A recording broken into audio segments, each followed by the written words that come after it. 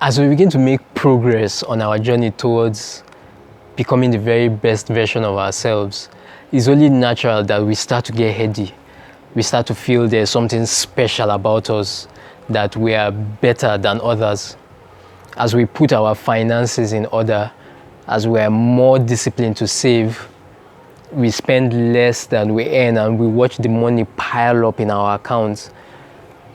It's very possible that we develop this sense of superiority when we meet someone else who is still struggling financially. For the person who walks out and has probably lost a considerable amount of weight and the six packs are beginning to show, somehow unconsciously, for everyone that you meet or see, the first thing you probably notice is their size. Do they look trim? Do they have a flat tummy? We now find ourselves saying things like, why can't they work hard? Why can't they be as disciplined and as committed as I am? Why can't they put their affairs in order and take charge of their lives like I'm doing? It's like we're saying, look at me. Look at how awesome I am. I'm better than you. I'm more hardworking, more disciplined, and more committed than you are. We begin to enjoy the attention people pay to us because we are now making progress. The interesting thing is that we now even look forward to it. We expect it. We expect people to praise, to applaud, and to cheer. It's all about me, myself, and I. However, I've come to discover that on our journey towards high performance, there's nothing that hinders our growth like having this mindset of self. It's big trouble ahead if the goal and the focus is to satisfy self, because here's the thing, self will not satisfy us for long. So it's about shifting our attention, shifting our focus. What do we do as we make progress on our journey towards high performance, as we make progress towards becoming the very best version of ourselves, as we refine our gifts, sharpen our skills, master our craft, and get bigger opportunities to do greater things? What do? We keep in mind that all those things, all that stuff, is not necessarily for us or about us. It's for those who we serve. Love the art in yourself and not yourself in the art, is the way Bryan Cranston of Breaking Bad fame puts it. Work, hone your craft, master your skill, enjoy your successes in whatever doses they may come, but do not fall in love with the poster, with an image of yourself in the movie, with winning an Oscar, with the limo, the perks, the fame, and the fortune. If that's what you are falling in love with, then you are doomed to fail. Love the creative expression and the exciting opportunities it can bring. Be wary of anything else, he goes on further to say. In other words, if we are really going to fulfill our potential for high performance, we need to understand that it's about the challenge and not the six packs.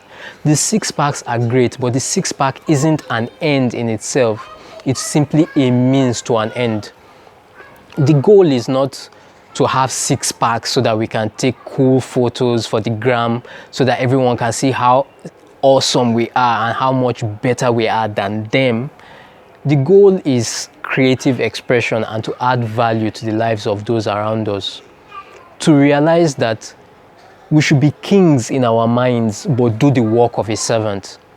And what do we do as servants? We simply love people.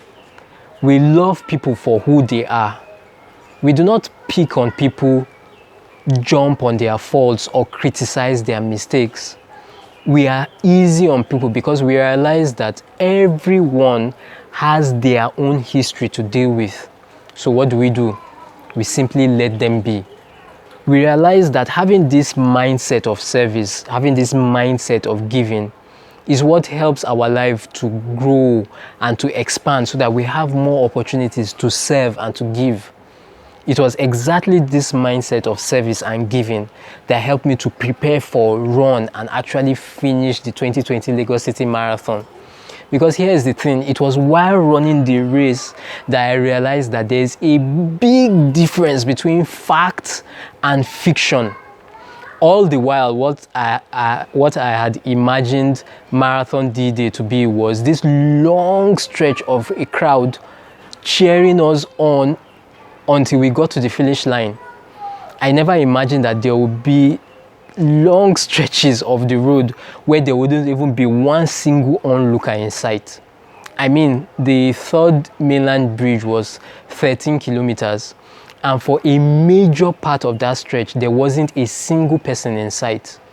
So what happens? You are all alone running.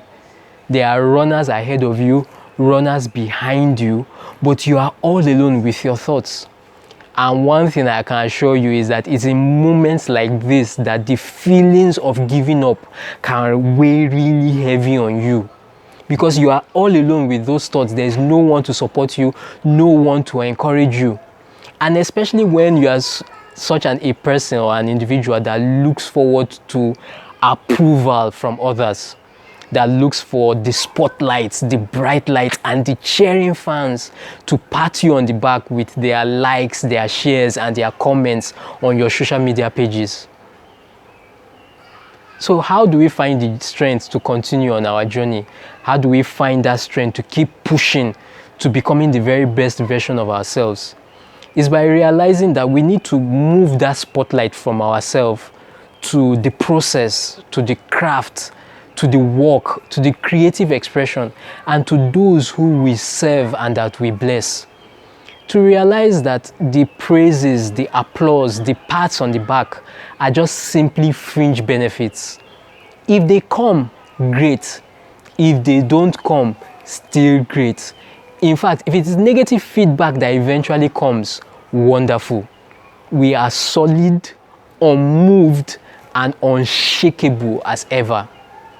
To live a life of no excuses, a life where we crush our goals, exceed limits, smash records, and go on to be those high performers that God has created us to be.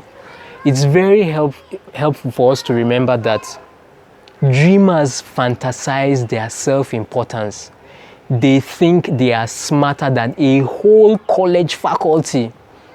And that just like how the purity of gold and silver is tested by placing them in fire, the purity of a human heart is tested by giving it a little fame.